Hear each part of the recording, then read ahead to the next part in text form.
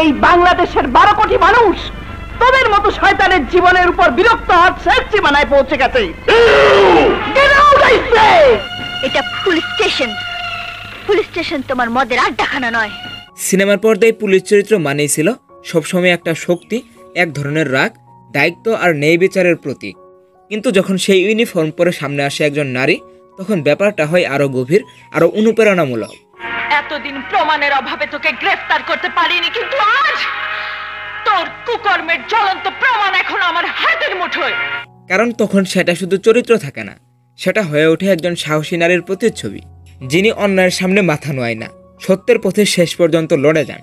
বাংলা সিনেমার ইতিহাসে এমন অনেক নায়িকাই আছে যারা তাদের অভিনয়ের মধ্য দিয়ে এই পুলিশ চরিত্রগুলোকে জীবন্ত করে তুলেছেন।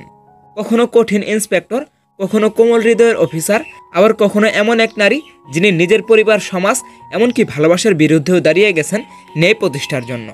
পার্থক্য শুধু এই যে পুলিশরা শহীদ মৃত্যুবরণ করে আর গুন্ডা বদমাশরা কুকুরের মতো রাস্তায় মারা যায়। বাংলা সিনেমার দর্শকরা সেই নারী পুলিশদের আজও ভুলতে পারেনি তাদের সেই আইকনিক অভিনয়ের জন্য। তারা এই চরিত্রে অভিনয় করে দেখিয়েছিলেন বাংলা সিনেমায় নারী পুলিশ মানে শুধু চরিত্র নয়, নারী পুলিশ মানে সাহস।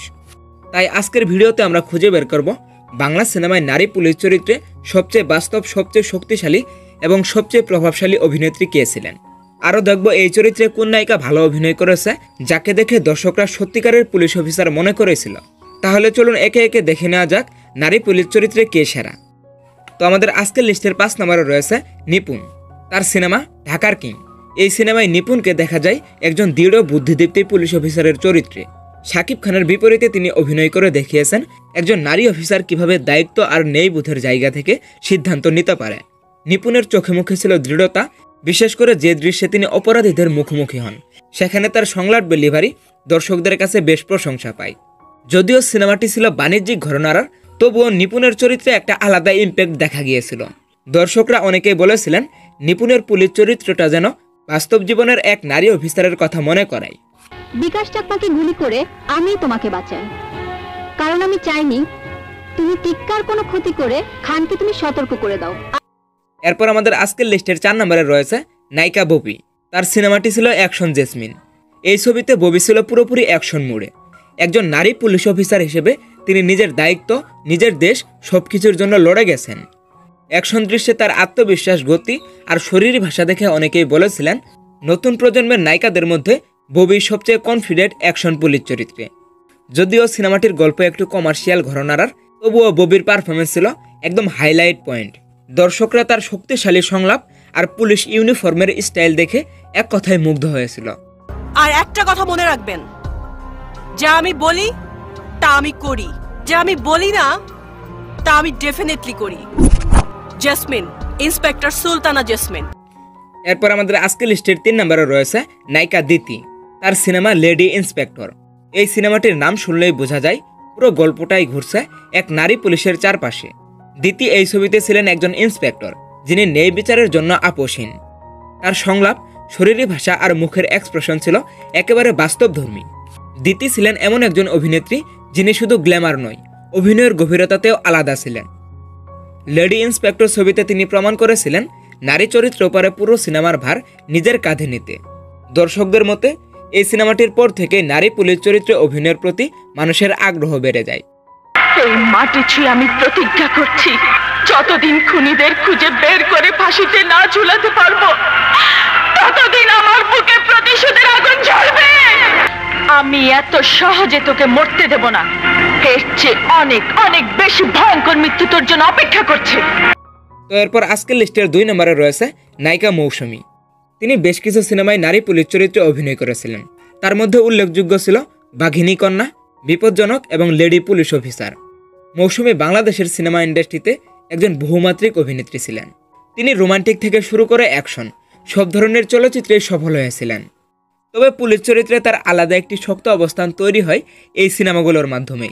বিশেষ করে লেডি পুলিশ অফিসার এই সিনেমায় তার অভিনয় ছিল এক ধরনের আত্মবিশ্বাস, যেটা বাস্তব জীবনের সাহসী নারী পুলিশদের কথাও মনে করিয়ে দেয়।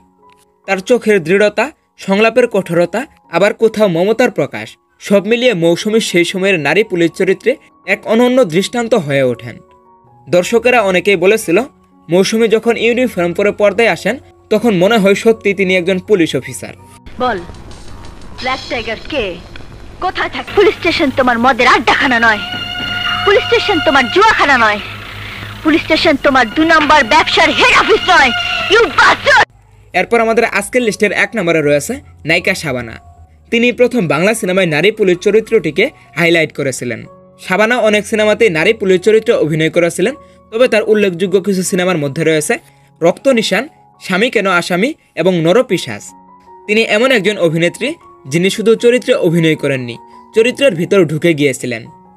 পুলিশ চরিত্রে তার অভিনয় ছিল অনবদ্য। রক্ত নিশান সিনেমায় তাকে দেখা যায় একজন দৃঢ়চেতা পুলিশ অফিসারের ভূমিকায়, যিনি নিজের জীবনের ঝুঁকি নিয়ে ন্যায় প্রতিষ্ঠা করেন। তুই আইনের হাত থেকে বেঁচে গেছিস, কিন্তু আমার হাত থেকে বাঁচতে পারবি না, জানোয়ার। স্বামী কেন আসামি সিনেমায় তিনি যেমন একজন দায়িত্বশীল অফিসার, তেমনি একজন মায়ের মতো মানুষ। এই দুই দিকে শাবানা দারুণভাবে ফুটিয়ে তুলেছিলেন।